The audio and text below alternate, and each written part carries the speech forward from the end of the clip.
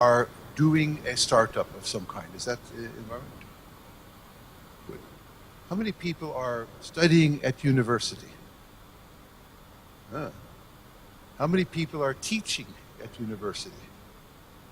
How many consultants do we have of some kind? Consulting. Aha, we got a gang of consultants here. Okay. How many managers managing at least 5 people or more? Aha. Interesting mixture here. How many non-Polish people are here? Yeah, right. Yeah, sure. Okay. I try, but I found that my Google Translator does such good work in Polish that I need to learn any more than use Google Translator. So, hello, Google. That's the nice thing about Google. That's fantastic. Okay. Let's see. So I've been given license to speak for about an hour. I might finish before that, and then we go over to questions. Okay? If you feel very strongly you want to ask a question during, it's okay, but don't hold the speech for 20 minutes, just short question, short answer, and we move on. Certainly the slides I have, I will make them available to the organizers so you can all get a copy of the slides. They are, in fact, on the internet somewhere, anyway. If you Google my name and the name of the company called Confirmit, you'll probably find the slides right away. I have mixed feelings about the World Championship in chess because it's USA against Norway, and I hold passports in both countries. So whoever wins, I'm happy, really. But I'm a little bit happier for my underdog Norwegian, champion than. Besides, the American guy really isn't American. He's actually Italian. With Americans, well, he was, okay, enough of that. Okay, so I'm going to, we talk back and forth, what should I do of many possible things. I've just been spending 5 days holding a master class here in Warsaw. So that's 9 to 5. So I have a lot of stuff to say, a lot of workshops we could do, but I have about an hour here. So we had to select something. And we negotiated a case study of one of my clients doing really interesting things with their products, so product development. So I could say, how many people are involved in some kind of product development? Because I was led to believe that was most of you. Good. So this will be a product development story. And the nice thing about it, it's not theory, it's absolutely real, verifiable. You can talk to these people kind of thing. They're in Norway. Okay. Short Norwegian air flight from here, cheap. Okay. So the company is called Confirmit, and the business is sort of Gallup polls, but in fact marketing surveys. In fact, there's a double thing here. You're interested in product development. This is actually a tool for doing marketing surveys about your product. Okay, so that might be interesting to know. Nice little Norwegian company. Yeah, there's my website at the top where you can get lots of good stuff. Now, the report is by my client. His name is Trond Johansen. Okay, so he is learned my ideas, tell you more about that, and then developed them within his company quite successfully. And I say that good ideas are many, but the difference is when somebody implements them well in practice. So the key idea is not the good idea, but good implementation. So my heroes are always the champions in the business that make it happen. I just sort of wave my arms and have some slides like here. And if you're going to do it, it's you who are going to go in your business and make the change, right? That's the important thing. Okay, so now we first met Trond at a computer conference in Norway, and we were holding a little lecture on our methods, which we call EVO, for evolutionary value delivery, that kind of thing. And he and his partner, Petter, who was one of the founders of the company, and also chief architect, came up and said, your methods sound interesting to us. So we talked a little bit, and we agreed to come over and visit them for one day, really voluntary, like, paid sales, but just one day it was free. And I talked to all the old people with gray hair, leading the senior management. And my son Kai, working with me, talked to all developers who are there. There were 16 of them. The company at that point was 8-year-old startup and had 60 employees totally worldwide, but almost all were in Norway. But there were strange things like the CEO preferred to live in San Francisco, and the marketing director preferred to live in New York or something like that. And it was a funny little scattered half between. It was, more mature than just a pure startup. They had at that point 50% of the world market for their products, which is pretty good for an 8-year-old startup. If you got 50% of the world market for your product, that would be nice, okay? Here are some of the customers they had captured. So a lot of blue chip rich customers. That's nice. A lot more than these, but you can see. Interesting in this connection is Microsoft, and also we're going to see Boeing, which isn't on the list, come into this story. Okay? Right. So that team there, that is the development team. So there are 16 people. 2 are primarily into testing, and the rest are programmers, coders, devs, whatever you want to call them. And it turns out that almost all of them are engineers with first-class university degree in engineering. And that's important because it has to do how they received my methods and had motivation and ability to implement them. Because my methods are essentially engineering methods. You've all heard of software engineering, right? What is that? Well, largely programming. Okay? What is engineering? Certainly not programming. Okay, so what I have is real software engineering methods, as you will see, right? And what is that? Well, it's just a very much more disciplined approach to get what you want, especially for large-scale and complex systems. You don't need engineering to code for a week and do some stuff, okay? But if you're going to build a major product for the world market, maybe you should engineer it. Anything large or complex that does well is probably engineered rather than just hacked together with some coders. Okay, so here is a book I wrote in 1988 called Principles of Software Engineering Management. Find it on the internet.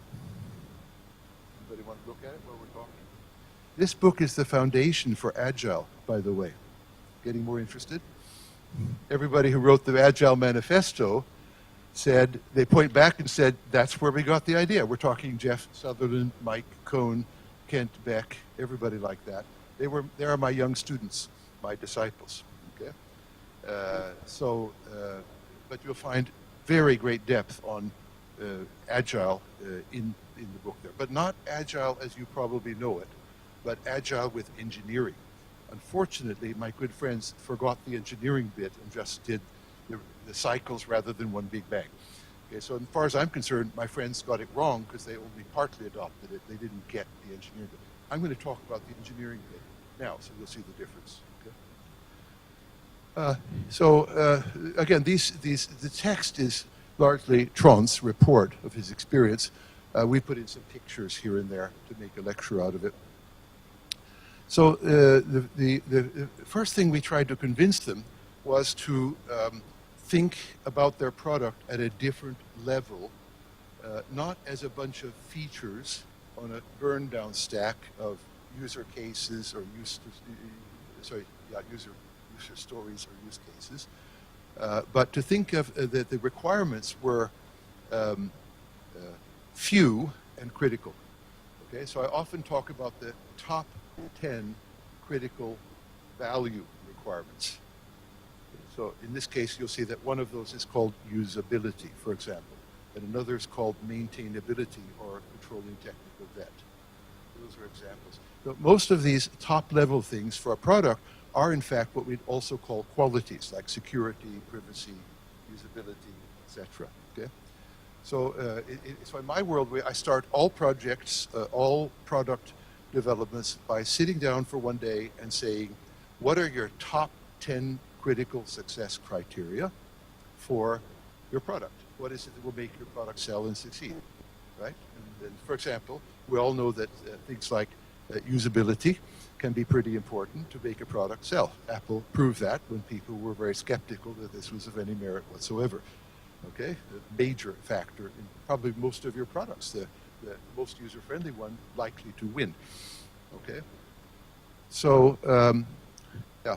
So anyway, we convinced them that they should dump their stack of, let's call them user stories for the moment, 1,500, which were largely requests from customers and salesmen about little things they'd like done. Remember, the product was 8 years mature, so it was basically all there, but there were lots of little things people wanted. In fact, 1,500 in a stack of little improvements.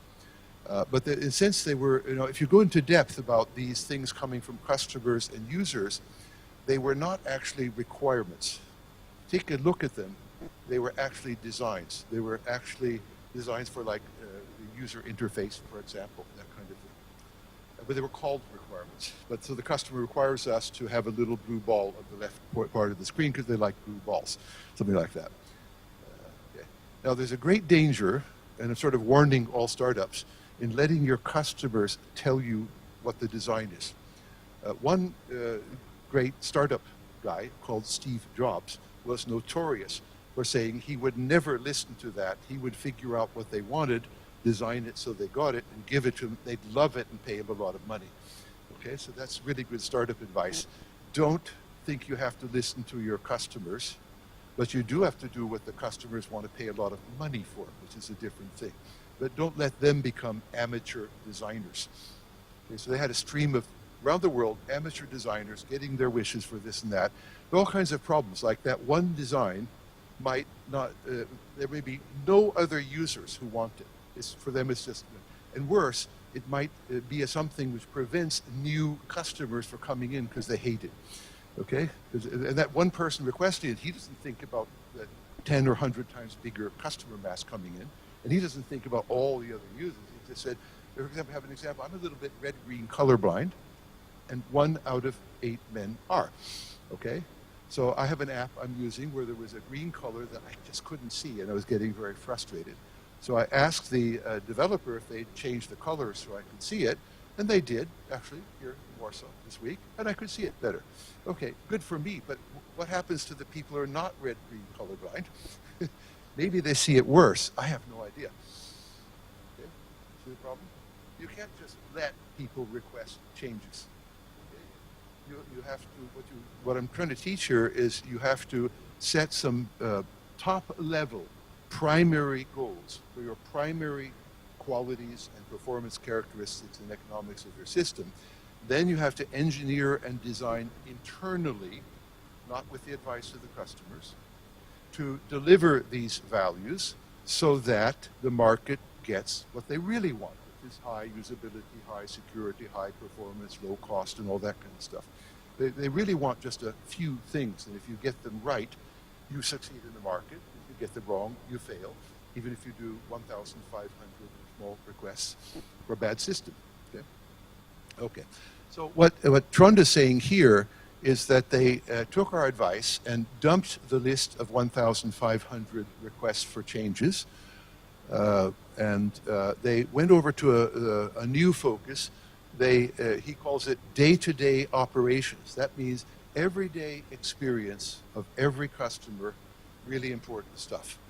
Okay, so they're focusing on what is very important for everybody every day, rather than a little detail that maybe one person in 50,000 users likes, which is kind of trivial, to put it mildly. Now, I normally tell my customers they should define the top 10 critical goals in one day and quantify them. Do you hear me? Define top 10 critical goals or objectives in one day and quantify them. I'll be showing you this. Okay. My client sort of took my advice. The top management and marketing team went to a Norwegian mountain resort with skiing, and they spent 5 days, and they came back with the top 10 quantified. I'm not sure what they did the other 4 days, but maybe you can guess. Okay, yeah. Nice if you could do it. So now,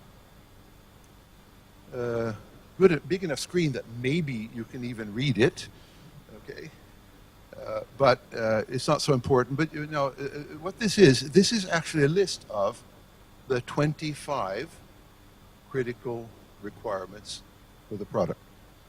In fact, they had released version 8.0 by this time, and the next version was 8.5, and that was going to deliver these requirements. So let's see. Trying to get a pointer. I think I'm better off getting up here.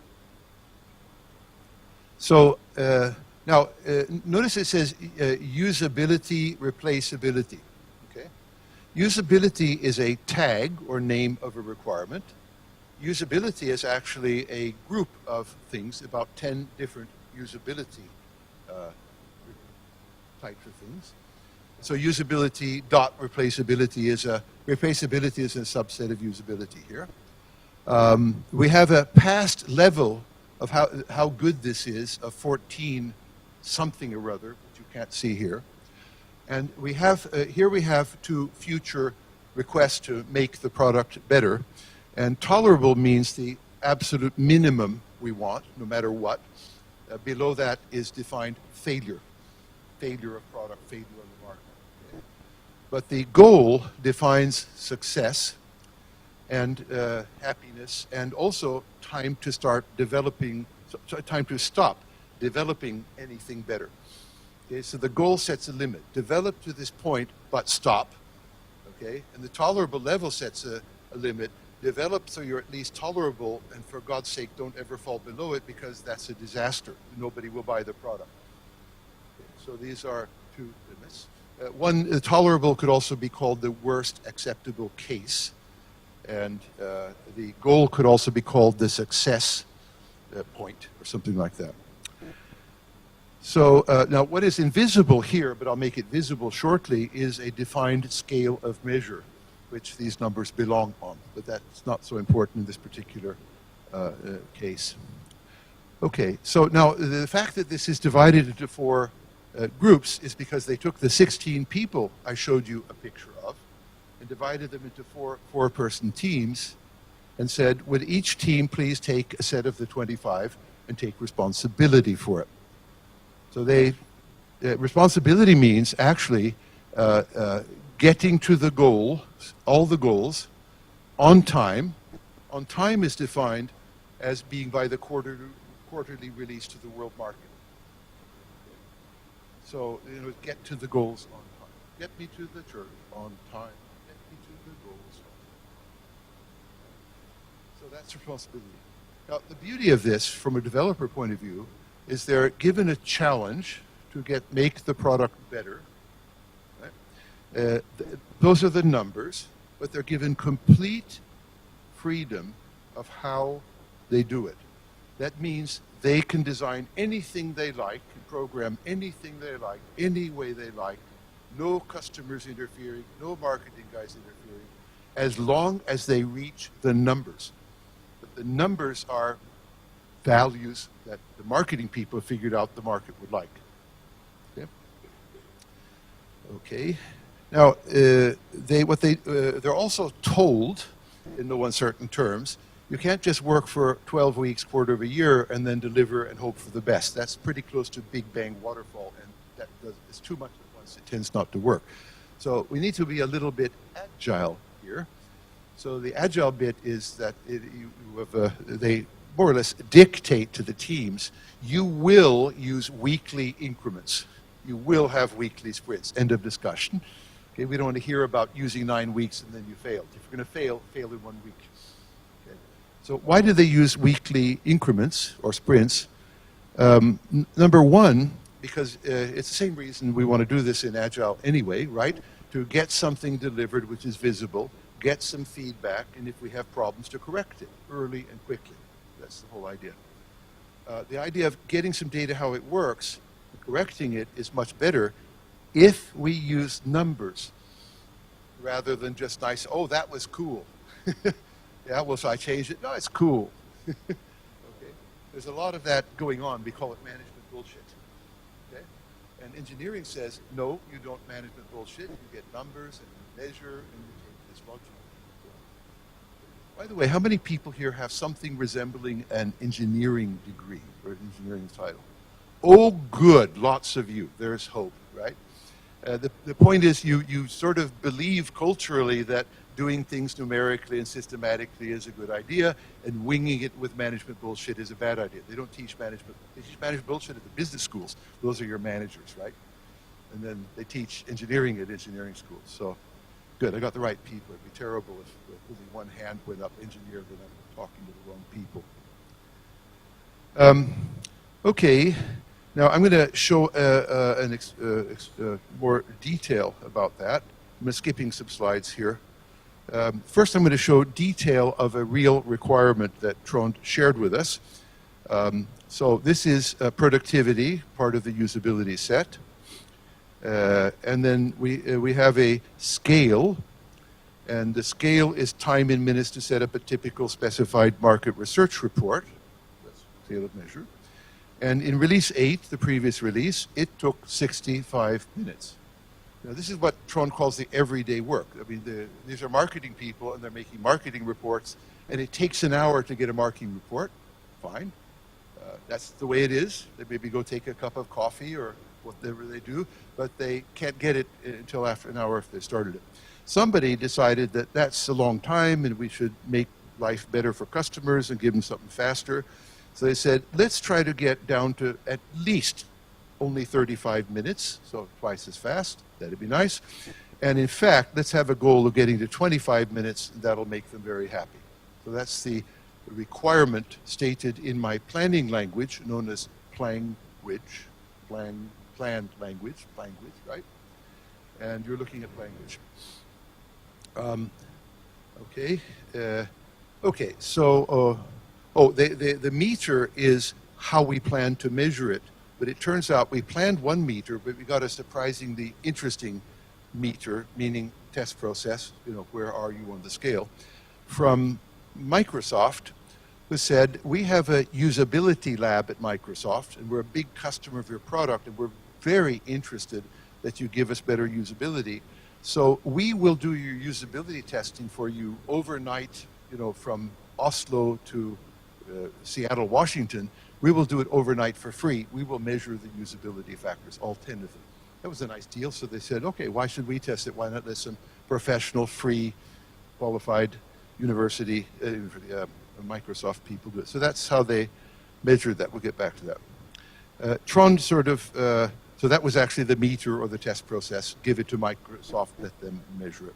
Let them measure whether we got to 35 minutes or 25. Now, Trond reveals the end result. They actually arrived at 20 minutes, which is much better. We'll give a little bit more of that story afterwards. When doing design, I have a method which I call impact estimation for looking at the design of anything, or even management strategies of anything. Now, you've all heard the saying, you cannot compare apples and oranges, right? Maybe you have a Polish version. In Norwegian, we say apples and pears. Yeah, you heard about it? Yeah. No, you have no such saying in Polish. Can anybody say, yes, there's a saying in Polish that you cannot compare 2 fruits? No, maybe? Okay, yeah, okay. I thought so. Okay, so here we have, apples, bananas, strawberries, and lemons. And so here we have a goal. Now the goal could be simple, like get enough vitamins. Okay? So we should be able to evaluate for each fruit how much vitamins we get in relation to what we need. So 30% would mean 30% of the vitamins you need every day, and 10% of the vitamins, and this would it depletes the vitamins by 10%, so it's got a negative effect, not very good. And lemon, 80% vitamin C you need, right? And then there's a cost, like in the shop, and actually we can then compute a simple goal to cost ratio. In other words, the value for money, or the cost benefit. This is just a very simple version of what we call an impact estimation table, which we use, and you'll see more of it coming up. But we use it to plan and plan our designs and strategies. Then we use it to track the project and make sure we're delivering the values. That's what's going on there. Okay, so enough of that. So here is actually a real version of it. So as you can see, this is some kind of a spreadsheet that Tron whipped up one evening, so you could do the same thing. But it's a funny thing about it, it's like total project management is happening here. Let's see. I think I'll go back a little bit. So on this, this is one of those four things we looked at in the larger diagram. It's the same thing, essentially. So here we have the goals or requirements. Here is a usability goal about replaceability, a usability goal relating to speed, a usability goal measuring the intuitiveness of the product or solution, and another one here. Here also is something about how much time it's going to cost to deliver. You have, in this case, they need to maybe only spend a week before they've delivered something, a cycle. This particular real example is at step 9 of 12. Remember 12 weeks? So this is actually at the end of the 9th week. Okay. Now, at the beginning of week 9, we have the status. This is the cumulative value delivered to date. Okay? So this particular goal, we've delivered by our efforts 50% of what we want. We're halfway. This one, all of it, 100%. This one, far more than anybody wanted, but we'll live with that. This one, nothing's happened in 9 weeks. This one, nothing's happened in 9 weeks, the intuitiveness. And this one was 0, but at the end it's 112, because they decided we'll work on this one. So the team, again, picks something to work with that week.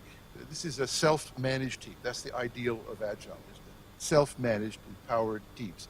So they're empowered to do many things, but the main two things are choose what they want to work on and choose the design they want to use. Okay?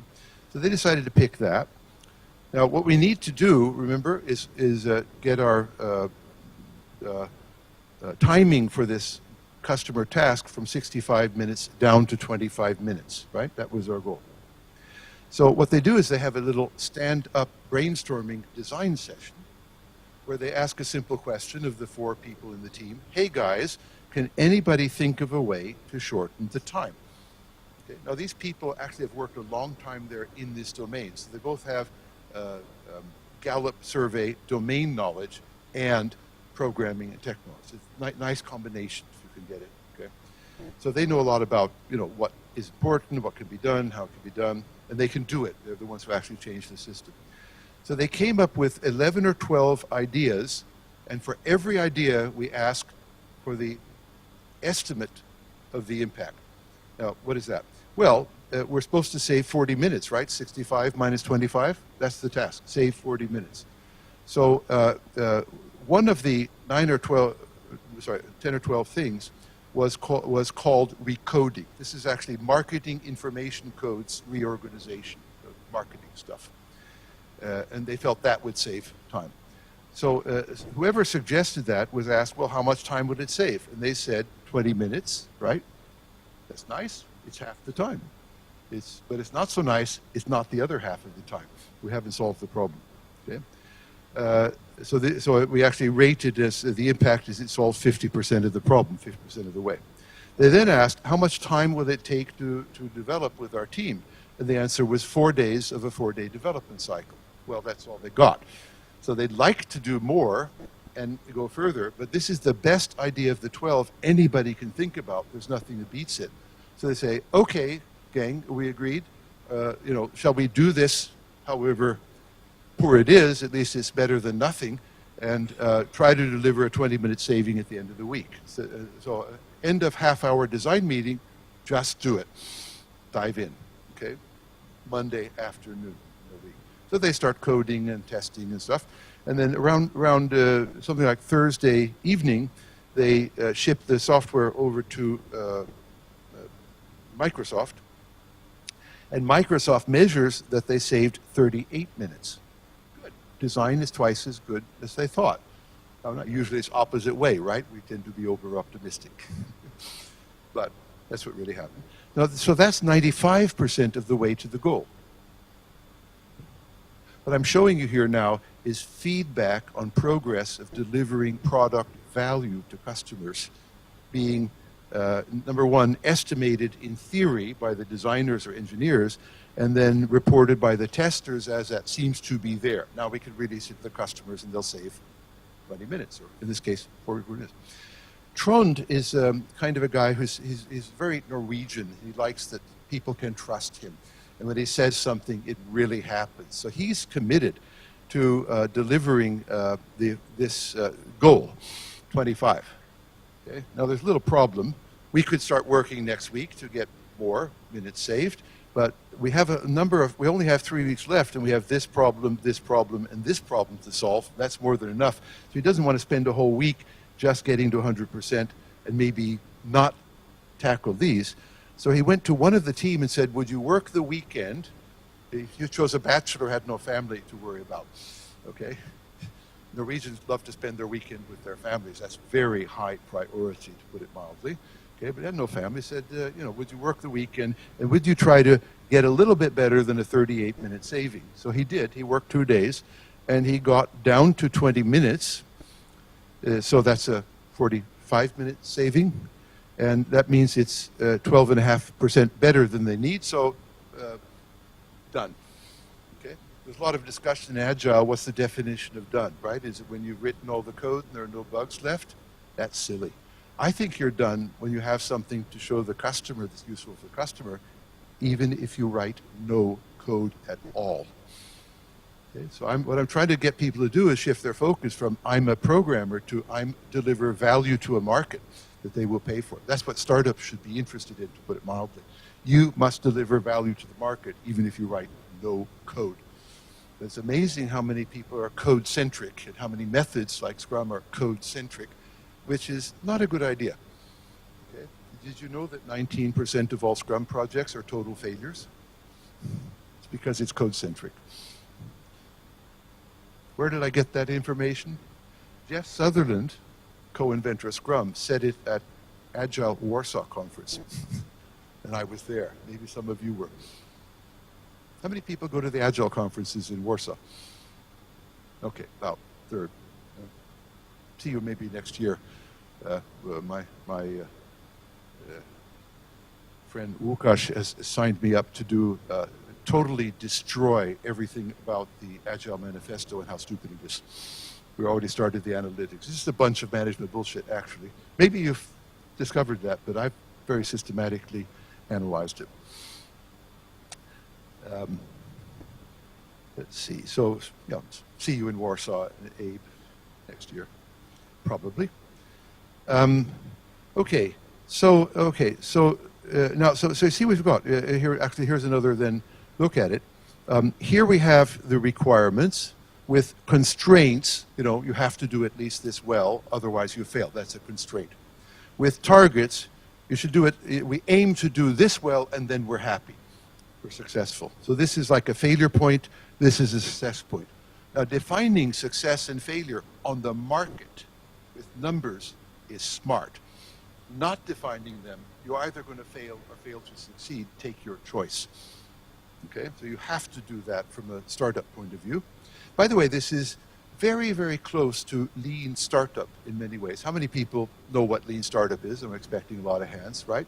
So there are a lot of similarities because it's very numeric, very collecting data, but a lot of, well, I won't go into, I actually have a separate set of slides comparing lean startup with my methods, okay? And we won't get into that. But there are a lot of similarities. One is it's likes metrics and is very numeric, and the other is it does very fast cycles and things like that. But in fact, we had lots of time and wanted to see some comparison of lean startup and my methods. We could do that here today. I've got the stuff here. Here we have the progress report to the project management. How far along are we? 0 means nothing happened, and 100 means you're at your target. And this is cumulative every week. So ideally, at the end of 12 weeks, it says at least 100 or more. Okay? And in fact, if you go back to that earlier thing here, if you can read it, if you scan the numbers there, 146, 197, and mentally average them, okay? Now, first thing you'll see is a lot of them are at 100 or more. This is the 9th week of 12. This is 3/4 of the way through the project of delivering to the market, right? So by 75% of the constrained time, they have already successfully built, maybe over half are already reached the goal. Another 40% are almost at the goal, like 90%, and a few are not so good. Okay, so they have 3 more cycles to redirect their effort. I call that dynamic prioritization. Redirect their efforts to the weak ones so that by the time end of week 12 rolls around, all of them have met their goals. Okay, you need dynamic prioritization to do that. When you're finished at 100%, you have to move your staff and attention and say, don't do any more. Guys say, I've got some great ideas for this. We don't want any more. We want you to work on the weak ones that are not at 100%. This is a way of making sure your team is successful on a broad scale and somebody doesn't go overboard and do too much for the market at your cost, starving you of resources to do something good in other parts of the market. So you need the numbers and you need these tables to do dynamic reallocation of resources. If you do that, you can succeed on a broad front. What they succeed in is delivering 25 really sexy improvements to their product every quarter of the year after year. What happens when they deliver all 25? Are we done? Nope. They pick a new set of challenges for the market and work on them for a quarter of a year. They've been doing this since, for, let's see, 2003, 15 years. Dr. W. Edwards Deming, who's heard of him? Oh, good. An enlightened audience, okay? My friend. Do you know I used to take him to the ballet in London? We'll tell you about that story sometime. No kidding. Okay? I went to his master class in London, 1983. Okay? So now I'm doing a master class, so, but I also say I'm standing on the shoulder of a giant. That's Newton, but it's Newton I'm standing on the shoulder. It's Deming I'm standing on the shoulders of. Because this is very basically understands these ideas of feedback and learning and change and product development. Anyway, so what Deming said about his plan, do, study, act cycle was that how long does it go on, this cycle of development, right? And there's this wonderful answer. The cycle never ends as long as you're in competition. Your startups are going to be in competition from day one. And if you get successful, you're going to get even more competition. So you have to go through this cycle of improving your product forever. There's no such thing as the project is done. The development is done. It's a great product. Let's go out and sell it. Okay? You have to, in this world of intense multinational competition, you have to go out there and every quarter of a year, if not every week and month, improve it and make it more competitive. The moment you stop and feel self-satisfied, you're dead. The competitor's going to eat you for breakfast. Okay? Especially if you're profitable. They'll make you less profitable. History is quite complete with all these things in product development. Okay. So, going back. Point. Yeah.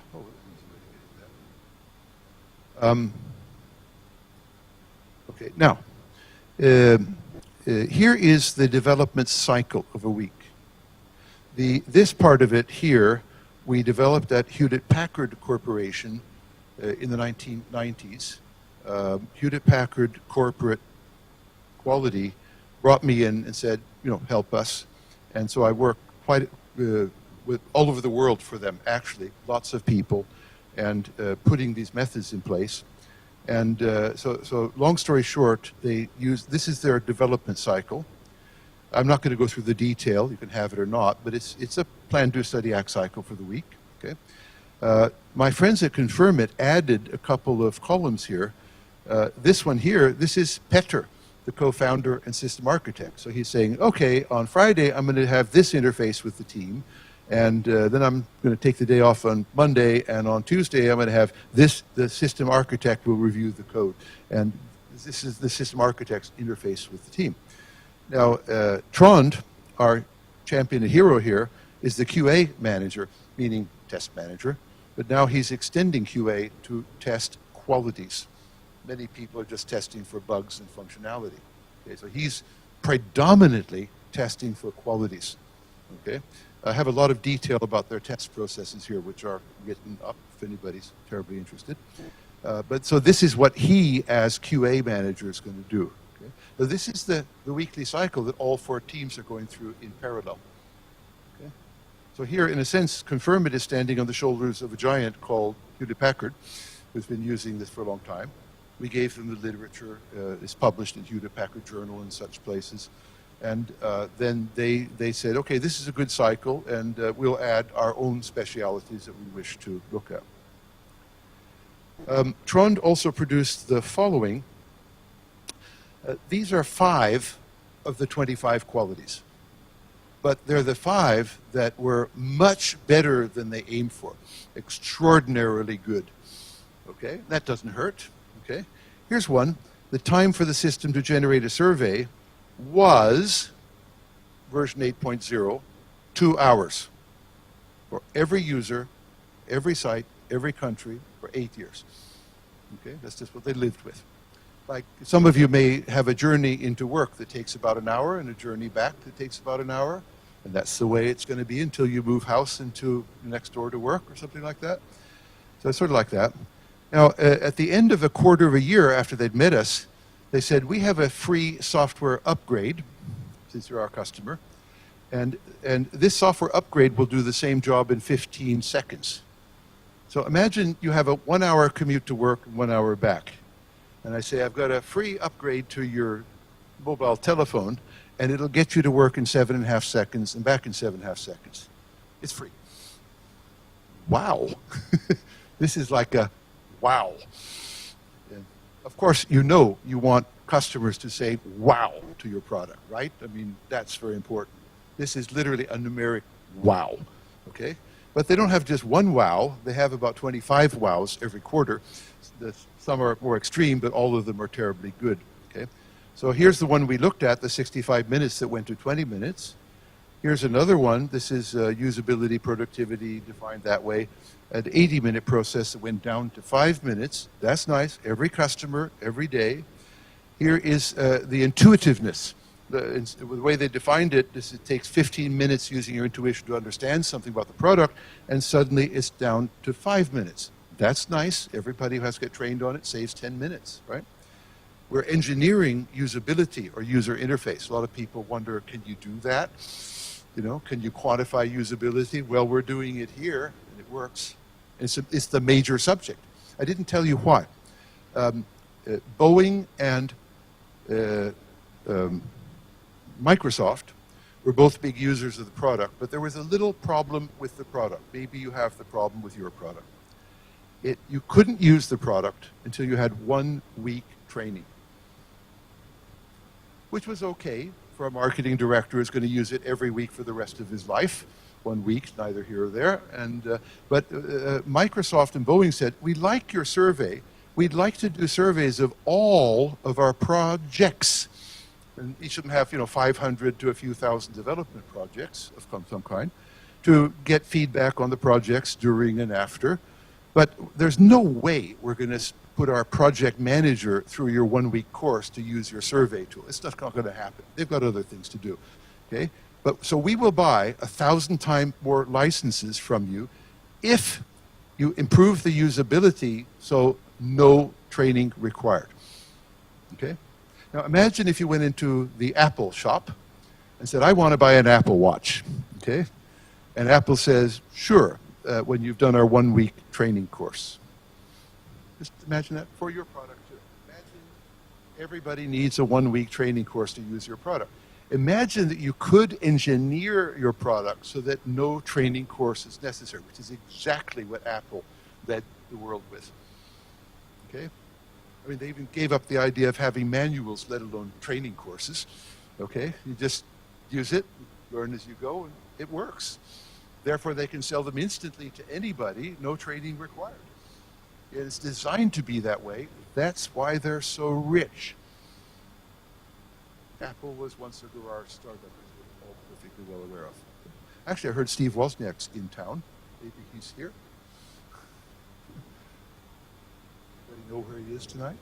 There was another meetup, and the other meetup guy I met the other night, and he said, we'll have a little competition to say which meetup in Warsaw Steve Wozniak comes to. So I guess I lost that competition, but oh, who knows? Maybe we'll see him at the restaurant tonight. Unfortunately, Steve Jobs couldn't be here tonight, but would have been nice. Got a lot of good advice, that guy. Okay, so here, for example, they have a service where you can, a lot of users can get on board and do surveys, right? And so at the point we walked in, 250 simultaneous users could get surveyed. Without any hardware increase whatsoever, they targeted somehow milking more capacity out of it, and they got to 6,000 users simultaneously on the same hardware. Open for business, for more business. No extra cost. That's just one of the 5 most sexy things of the 25 they got. Okay? Wow. They like to call my method EVO, for evolutionary delivery. It's sort of my agile method, the one in the book. We're not giving that book away. We were handing it out. It's Pavel's. Pavel, where are you? Okay, your book is over there. Don't leave without it. That's the man you give it back to, or me. Okay. Okay. So here's Trond commenting. The method has resulted in increased motivation amongst the developers. That's good, right? You have a development team. You know, would you like them to stay with you if they're good? Well, you got to increase their motivation. And enthusiasm. They love it. It's a fun environment. Why? We're delegating so much power and interesting problems. They no longer are a coder for some silly customers giving bad advice on design. They're empowered to find the best design themselves and validate by measurement that it works. And if it works, it's accepted.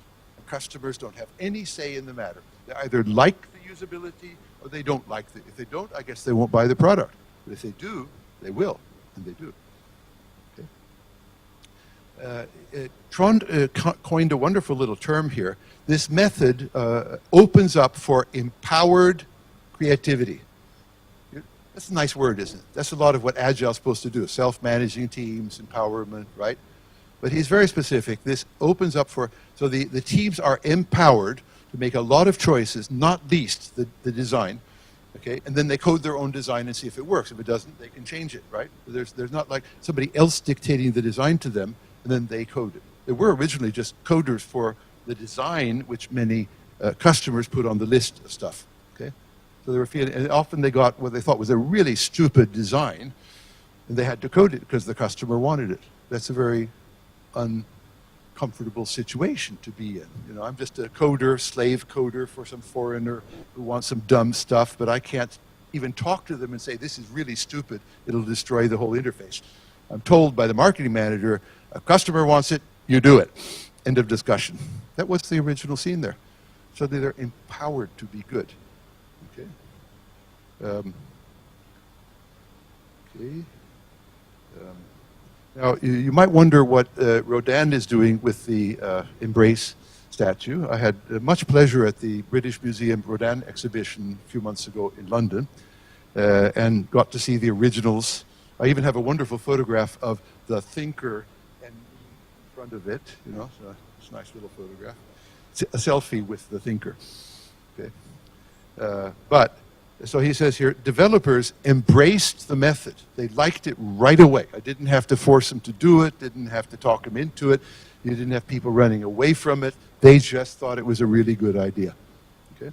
But these people were, these people who liked it and embraced it were engineers. So what I found is a programmer who's no way an engineer sort of shaking his head and said, it doesn't have anything to do with programming. I'm not interested. Go away. But your product will fail. Who cares? They'll pay me until they're tired of paying me. They'll go out of business, and I'll get a programming job some other place. I just want to code. A lot of people like that. Maybe somebody here is like that. Hopefully not. But there are a lot of people who just want to code even if the product fails. Okay?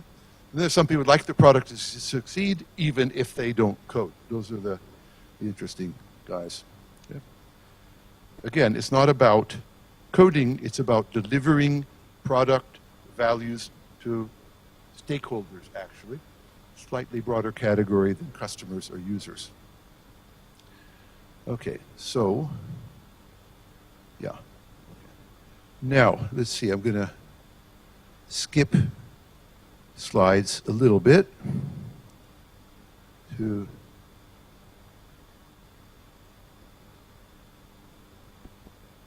okay.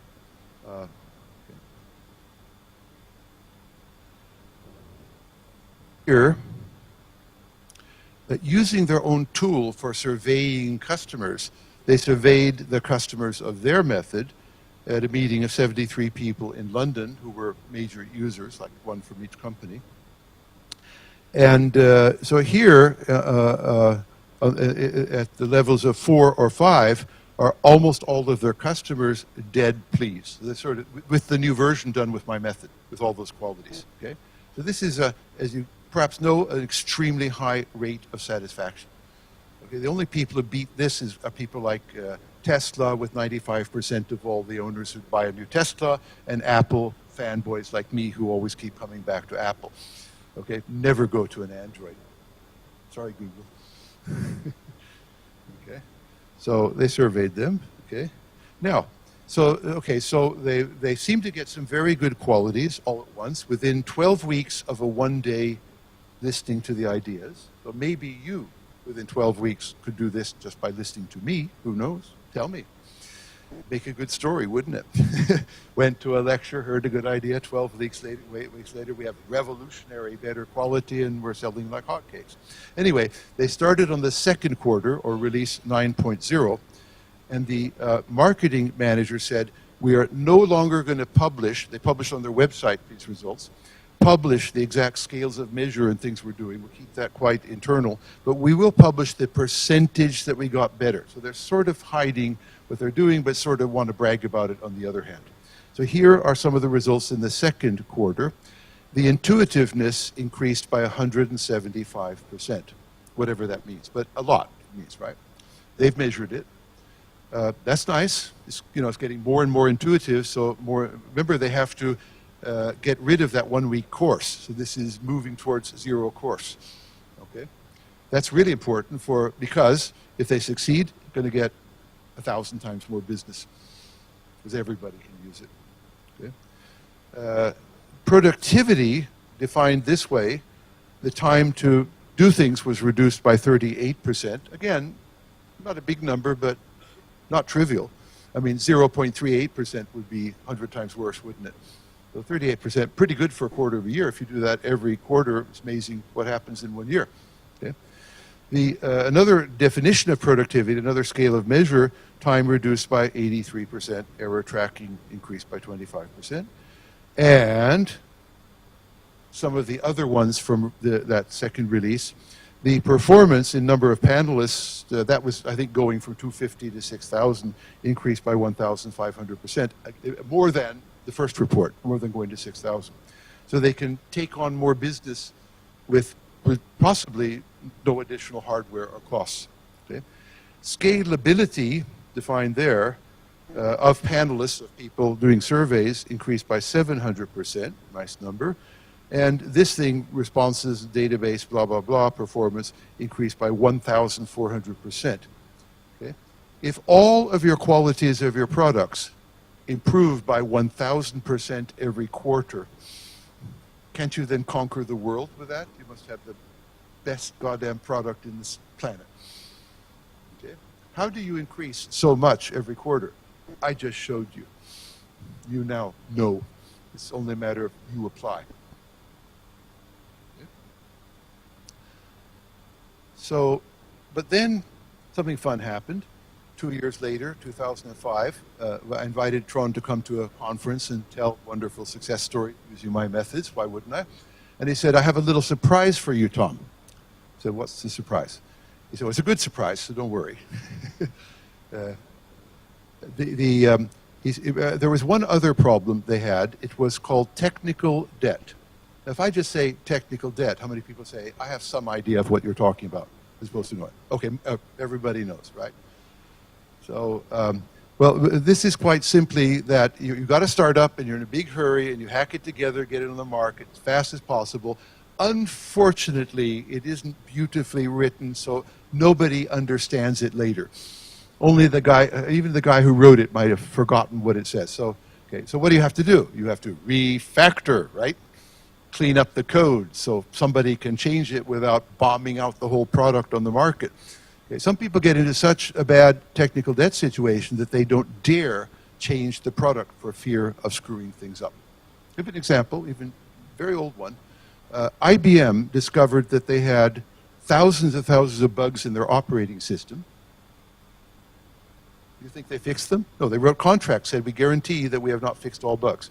They then published 4 volumes this thick of all the bugs they knew about, and they didn't touch them because they were afraid they'd screw up something good. That's shut up after an hour, so I'll wind down. But let me tell you this, because this is pretty good. Okay, now they told us about this. They were very aware of their technical debt problem. They've been personally been hacking this, but it was getting more and more difficult to change and test without weird things happening. And the problem is, if you're all alone, that doesn't make any difference. But if you're in competition, the competitors who are maybe starting anew with new stuff can more easily make very attractive changes, and you can't. Therefore, you lose. You go out of business. Okay? So that was like a death threat to the company for this technical debt. They couldn't change fast enough, well enough, and they risked being overtaken. They had a very profitable market, and that means lots of people thinking, okay, I'll get into that market. So when we first met them in 2003, they said, how are we going to tackle that? And I said, well, a friend of mine suggested the following for a client. 1 day every week, all programmers refactor. So you get a little bit of cleanup every Friday, right? And then it begins to clean up in time. Now, so in 2005, Trond popped up and said, that didn't work. I said, why not? Well, it's like this. In Norway, everybody likes to drive to their summer or winter cabin on the weekend. And there's a lot of traffic on Friday, and we have very flexible working hours. So Thursday evening, they start driving up to avoid the traffic. What does that mean? Well, they're going to do home office on Friday, right? But, well, sometimes they do and sometimes they don't. Depends on. It's a pretty lax environment. So basically, no refactoring got done. Norwegian culture. Okay, so it didn't work. But then the guys were looking at how they did all this usability stuff and say, that worked. So what if we target technical debt by numbers? That's what you're looking at. These factors with goals being targeted. What if we design, engineer the product to be more, to reduce the technical debt or to be more maintainable? What if we give them a week every month to do it, called the Green Week? And they did it. The week solves the problem of the Friday. You just got a week. There's no rushing off to the summer cabin, right? And it gives them enough time to do the same cycle they're used to for the usability and other things, right?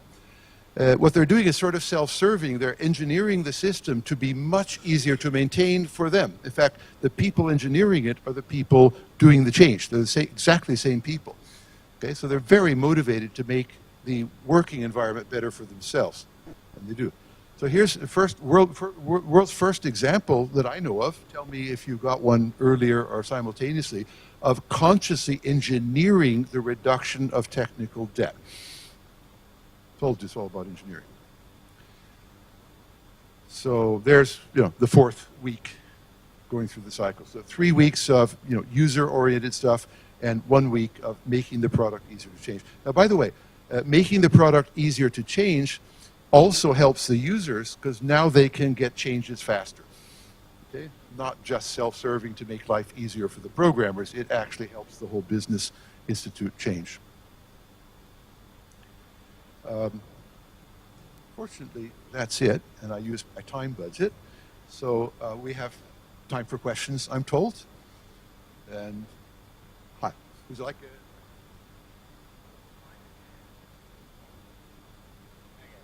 So, hello, I'm Jacob. I'm working on a startup I'm a programmer, and I'm working on a startup, and I'm one of the 2 programmers that we have. So for us, a team of 13 developers is a pretty huge team. And I've seen some of your other lectures, and you're talking about those like really, yeah. And you're talking about those like big companies with big teams. And there are a lot of, it's 60 people. Yeah, but then there is like a lot of spreadsheets that you have included and stuff like that. Is there a minified version of those? Because they all like take time. And it's a lot of time, at least that's how I see it. Now, number one, I showed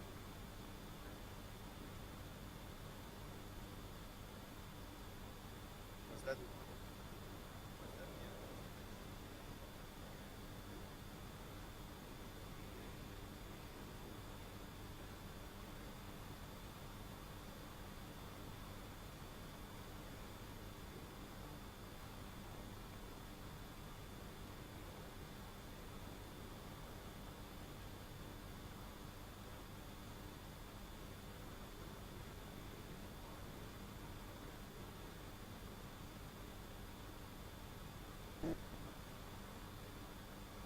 I'm going to play a trick on you, but I'm announcing there's a trick, so you can be careful, right? Who said this? Things should be as simple as possible, but no simpler.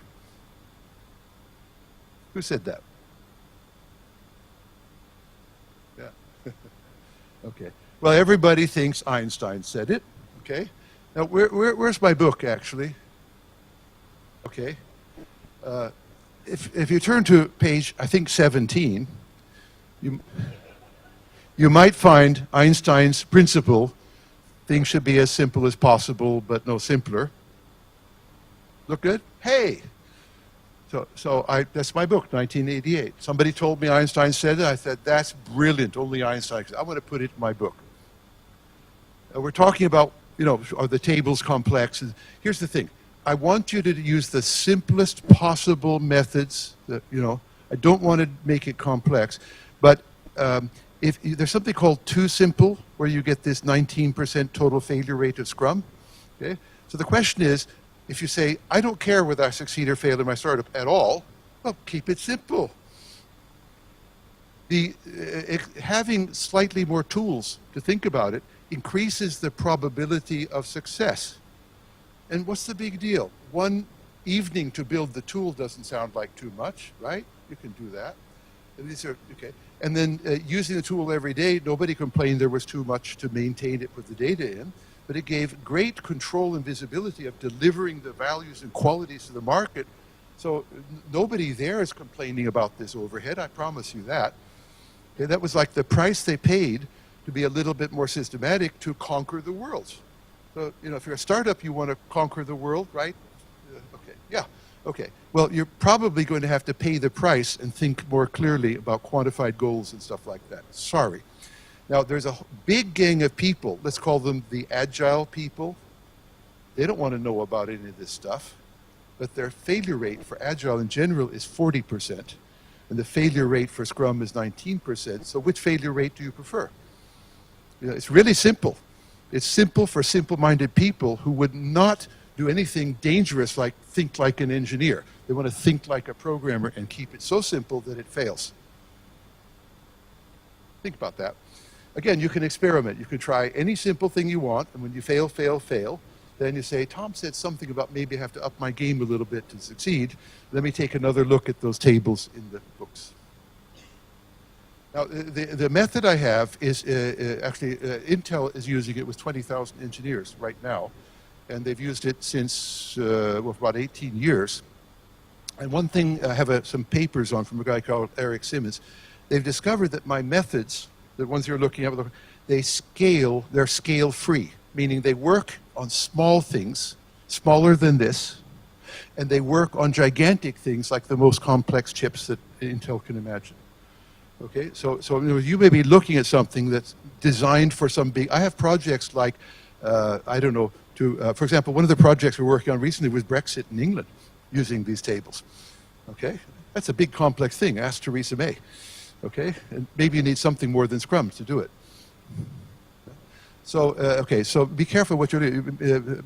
Maybe what you need to do is be aware of the basic tool, and then you need to understand how to make it simple for simple problems and make it sufficiently complex to handle the really complex things like the health service of Poland.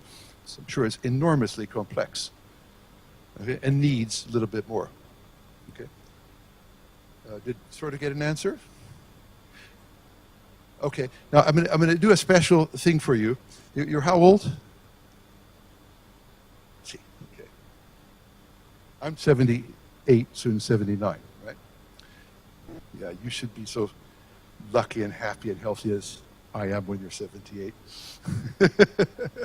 Gets better every year, I want to tell you. Half of my friends are dead, but I'm the half that survived.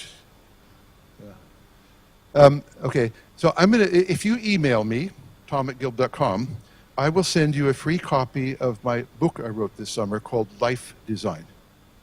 And you can design your startup, your life, your career with it, and it has extremely simplified, downsized versions of my method, so you'll like it. Anybody else has a...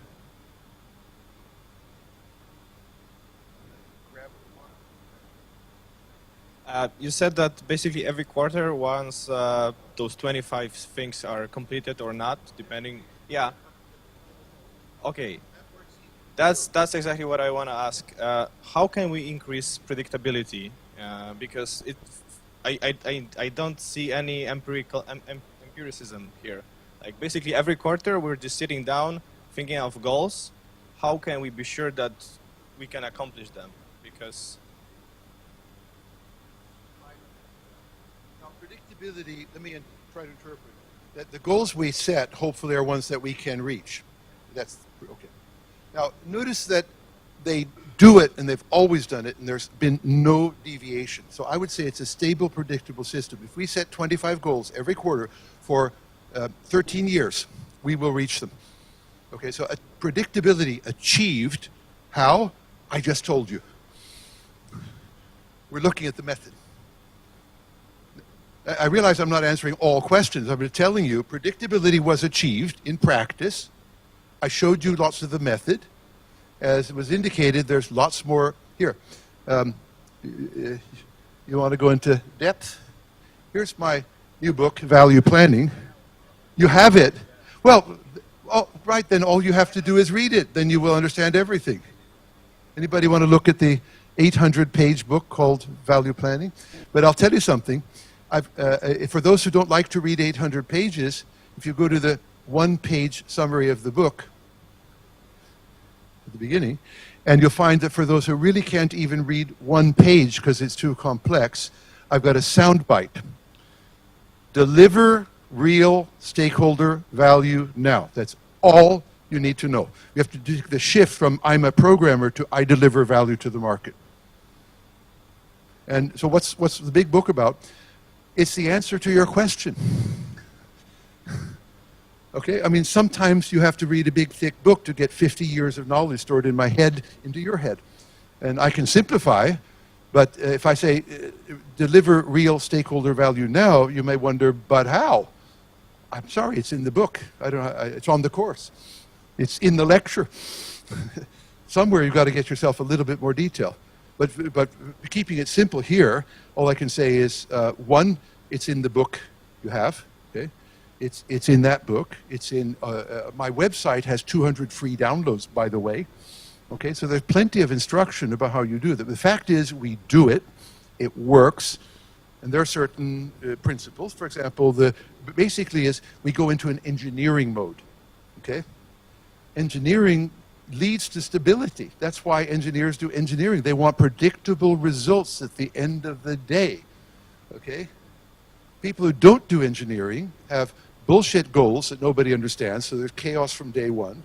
They don't have any architecture or design to speak of, but they start coding and design will emerge, okay?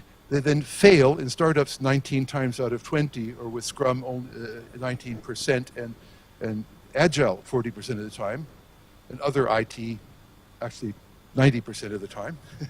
Okay, so this programming and IT stuff is very chaotic, and they're not doing engineering, and that's why.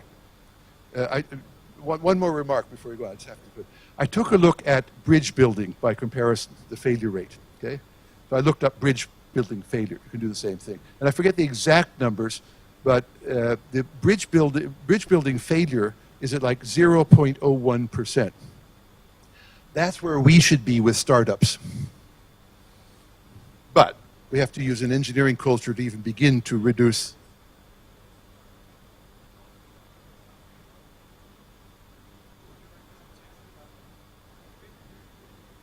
Yeah, it just requires a lot of safety and there are a lot of regulations, while in startup, some products. Yeah, but yes.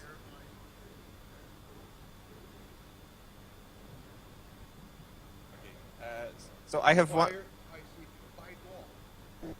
Yeah, but a lot of startups don't. We just want to validate something and.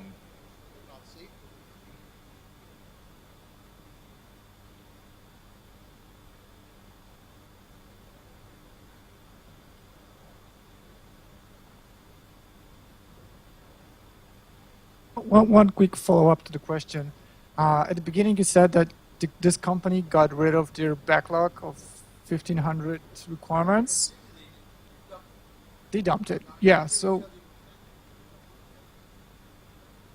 Yeah, but my follow-up question is that once you decide on those 25 goals in the next quarter, how do you make sure that this is like the scope and you have enough resources, like in this regular triangle of resources, time, and scope, that those 25...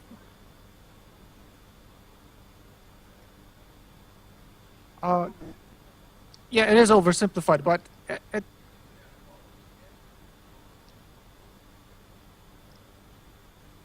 yeah, but my question is that to some extent you treat those 25 goals as your scope, and how do you know that you have enough resources to fulfill those 25 goals in a set 12 weeks?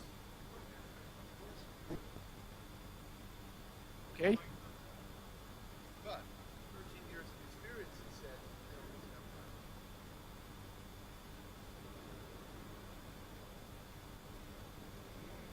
I have this thing I call dynamic design to cost and a dynamic allocation of resources. That's part of the answer of how they always have enough resources to get to the goals.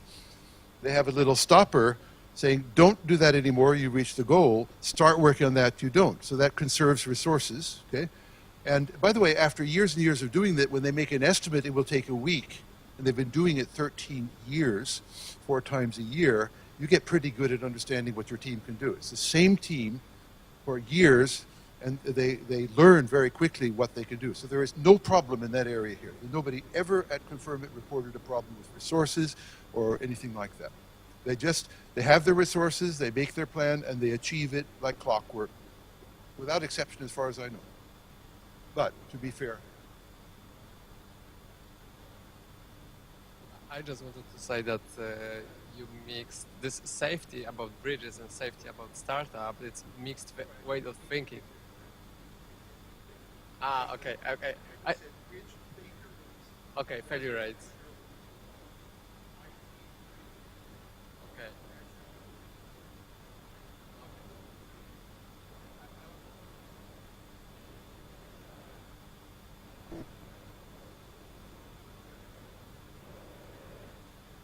Safety, but what I think we want to do, why we are doing startup with high failure rate, because sometimes when we build bridge, we need like millions of dollars, and when we do a startup, we just need 100 of hours. Ah. Okay, I just wanted to say that with yeah.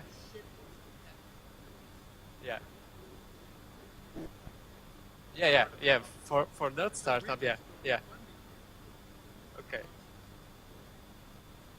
No, I still think that it's sometimes we can risk, and of course we should do it in a good way, in a proper way, but we can risk, and with bridges we cannot risk because this is the human's life. Yes.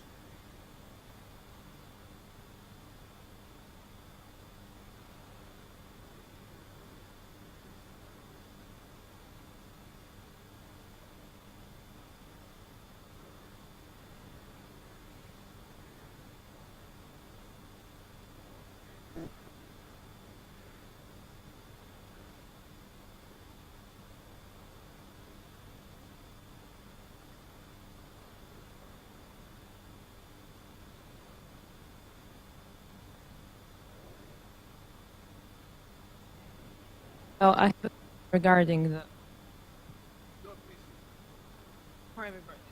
So I have a question regarding the moment when I've already split the backlog from few thousand of records to 25, and later on, if I'm correct, I should do other metrics for them. So if I'm aiming to succeed, like 100% to my goal, I have to set a goal, right? And it has to be a metrical goal. So it was like 15 for the features or 20 minutes for the time. And how I came up with those metrics. So from my head, from my experience, feeling. There is a process. Now, by the way, managers and marketing people are forever setting some kinds of goals. So they have the same problem. How do I come up with these for anything? So there's no, any kind of planning, setting goals has exactly this problem. It's not a new problem. It's not new with my method. Okay? But I still have methods for coming up with the numbers. Okay? So on this scale of measure, we have a process that says, first you do benchmarks. First you do systems analysis. First you find out where you are on this scale. In the diagram there, it's called the past level. We're at 65 minutes, that's a fact. Okay?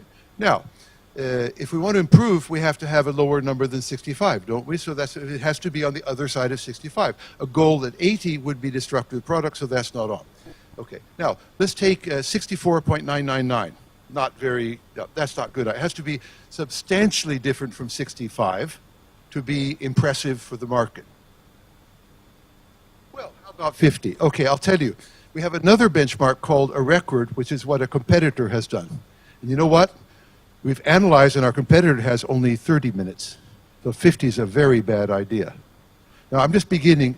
I write about this process extensively in the value planning book, if you like a source. Okay? But we have a very well-defined process that leads people into fairly good decisions, right?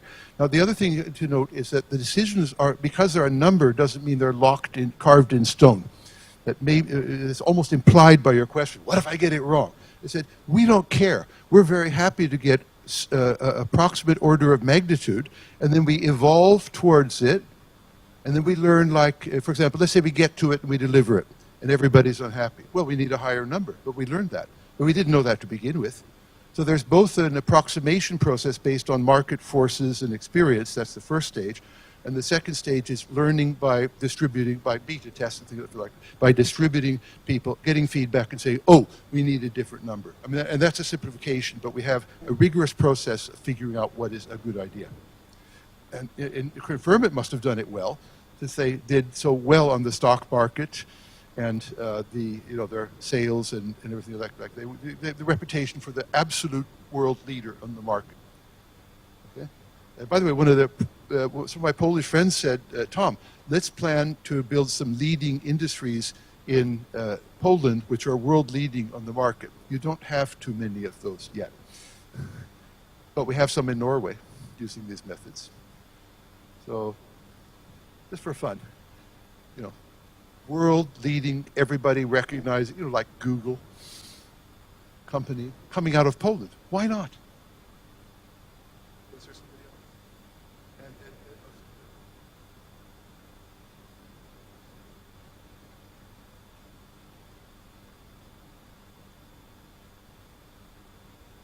To be quick. Okay. So, hi. Thank you for the talk. From what I understood, from what you're saying, it is possible to use this method only with people that are real software engineers only. Is it possible that this method is somehow enabling the shift, the mindset shift of people that are code-centric to use it with them? Or do you really have to have like... Okay. So is the use of this method enabling the shift of the mindset from being a code-centric person to being a software engineer, or do you have to have it before?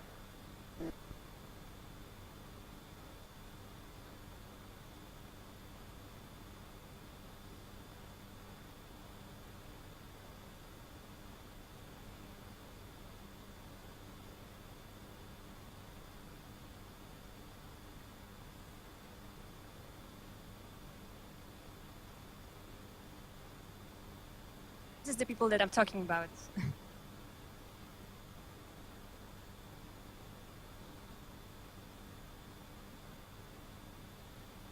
Okay, so it is not the. So actually, in certain cases, the right selection of goals can do that, but for certain people, it will never do.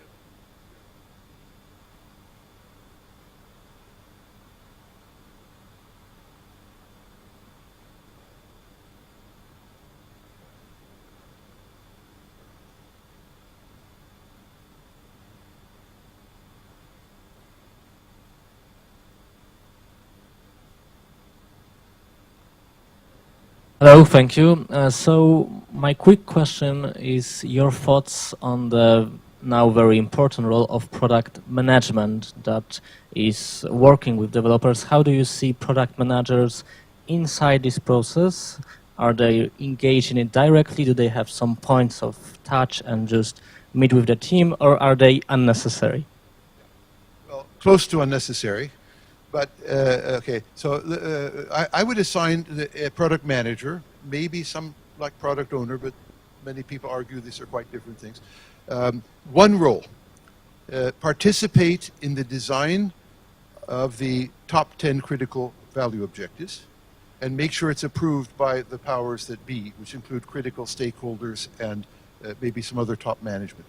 And then somehow make sure that the team delivers the values. Then you are managing the qualities of the product that determine its success on the market. Okay? Something like that. Focus on the top 10 values, for God's sake. Okay? I have a paper in Polish about what's wrong with product owner concept.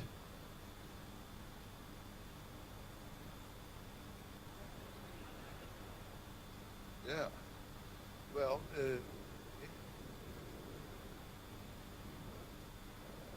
okay, if somebody reminds me from the organizers, I'll make that paper available. Yeah, but getting the link to everybody. Did this whole group get a link to that paper yet? No. Okay. Okay, so here, let's see.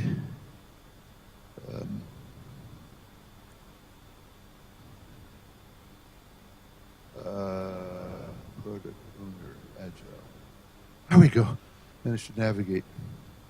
There it is. So yeah, I can summarize. But maybe I can summarize in English. Okay, so I feel that the Scrum role of product owner, we stick to that, is let's say it's good enough for small, non-critical projects. Yeah? The problem is when you're doing large, complex projects like Health Service of Poland, or something large. Okay. Okay. Now, to enhance the role of a product owner, I believe they need to understand metrics and values and quantification, and they're currently not trained to do it. I also believe they need to understand the concept of design and evaluating designs with regard to those quality values and costs. That's the summary. It's in the paper. It's in Polish. What more can I do for you? There's an English language paper about this too. Yes? Oh, sorry. Did you get...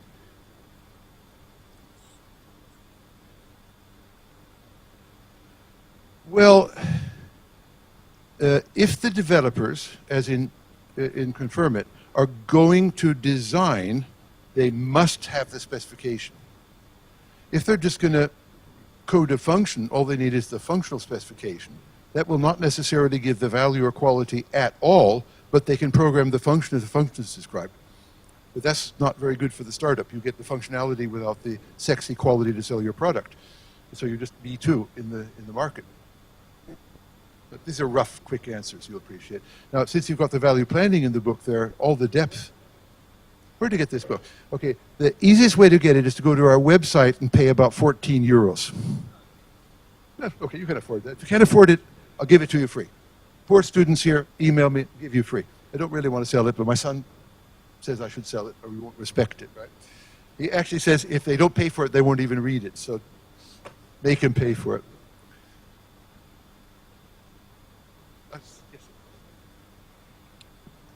So, first of all, thanks for your talk. And second question, so we've briefly mentioned the product owner. Yes, I am. Not much. So I was curious to hear whether you see any role or value of something like, or someone who, like Scrum Master or project manager. I'm really curious to hear about that. Okay. Now, if you go to my website, for example, or even just type in Google Tom Gilb, Scrum, Agile, you'll find a very large number of papers by me about what's wrong with Scrum, Agile, Scrum Master, and everything else. Okay, so I have commented extensively. Now, I consider the whole business of having a 2-day Scrum Master course and certification to be a mafia racket. You know, they gave up on prostitution, drugs, counterfeiting, and booze, and they started the Scrum Master racket. It is, actually, a friend of mine let me attend his Scrum Master course. So I've been through the process, I've seen what it is.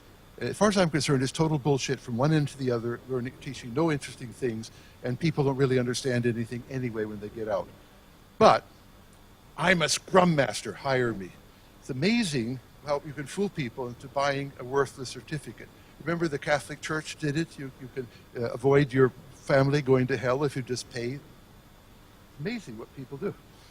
Okay, sort of in that category. A ban, we call it a ban, you know, pay and your family will not go to hell.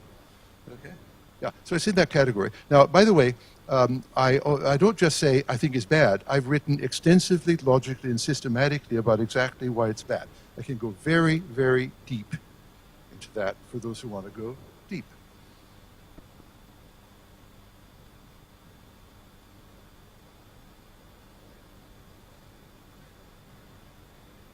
Yes, I would like to ask if do you see any pitfalls that you may fall in those processes? Because I see one.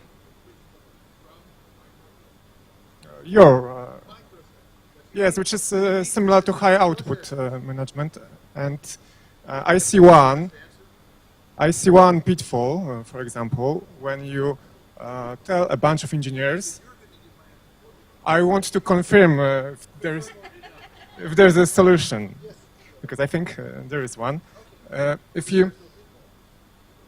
Because if you tell a bunch of engineers, I don't care what you do, deliver me those numbers, the level of technical debt you will receive is enormous if in this team there are no senior engineers.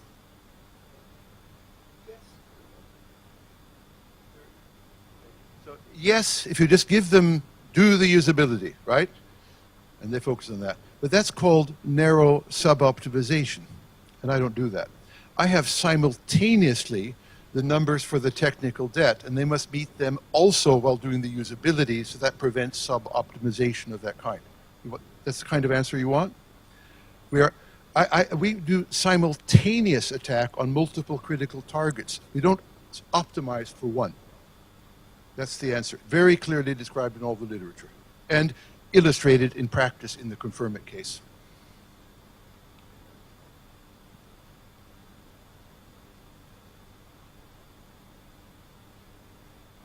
Hi, Tom. So I have one question. How to start implementing your methods in the company, let's say 100-person big? where no one else knows your methods. How to start? How to start? Okay.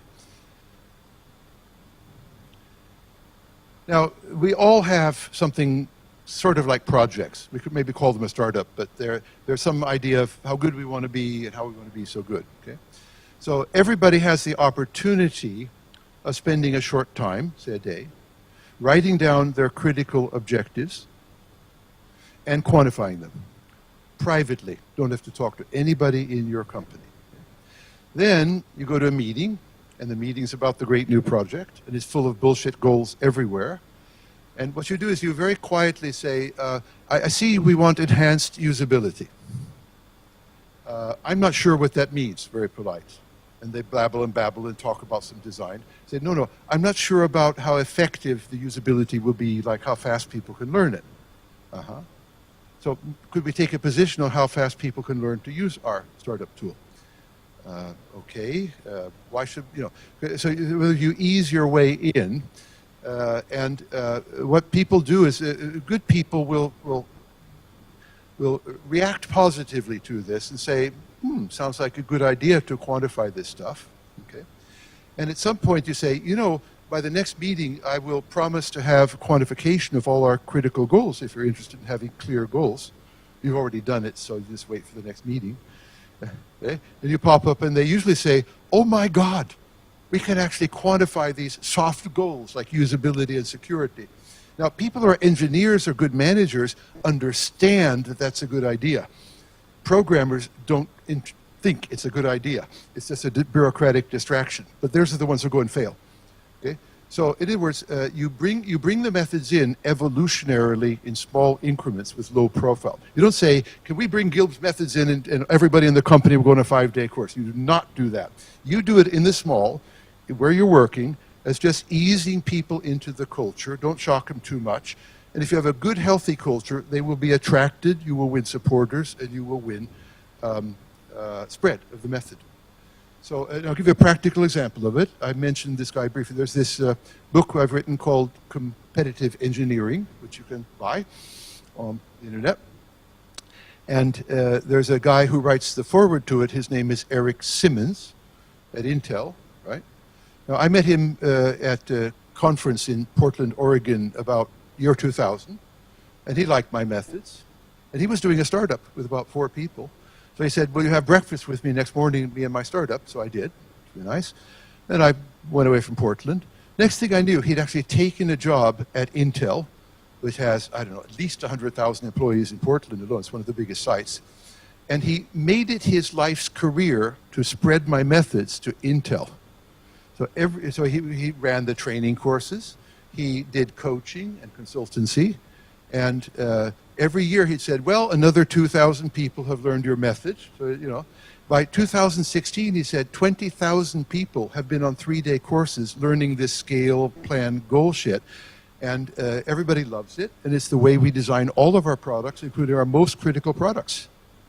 I said, 20,000 people, that sounds like a standard course you have to go on whether you like it or not. No, not at Intel. Totally voluntary. They're all coming on it because their peers have said, you've got to learn this stuff or you won't function here. You won't do good work.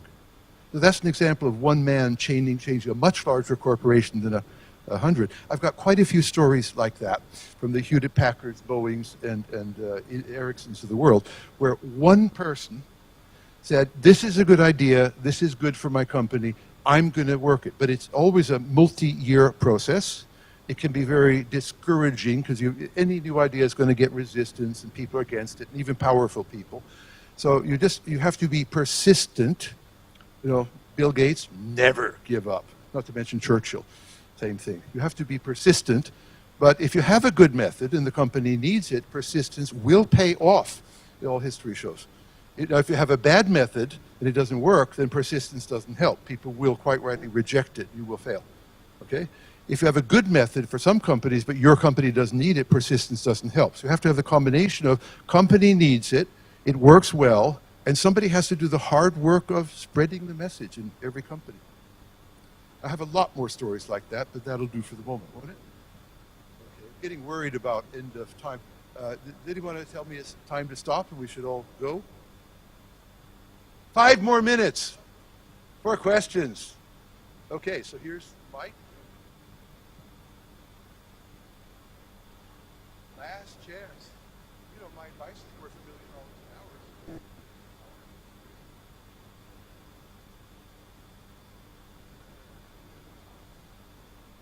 I had one question. Oh my God. Yeah, last bid at the auction, right? Okay.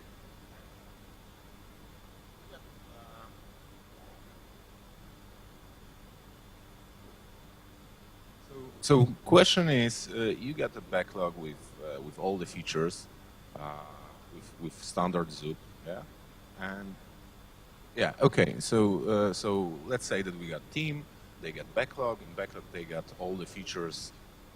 Yeah. So in the backlog they got all the features that everyone wants, right? And once one day someone came and said, okay, let's use this method, right? Let's quantify it. And then we need to translate those features into those goals. Yeah. So the question is simple, operational.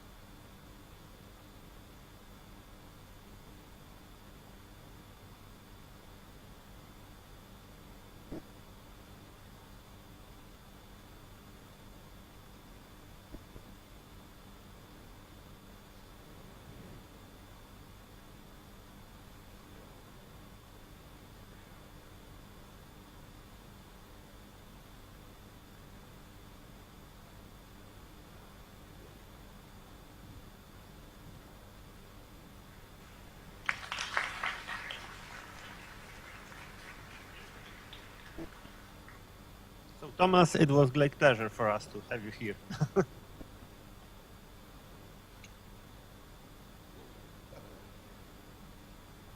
Okay, so I think that's. Oh yeah, we need to remember about the beer. That if you would like to join us, so to have some talk. So after we will finish this one. So thank you very very much, Tom. So it was a pleasure having you here. So. So I'm hungry, but this is not the same.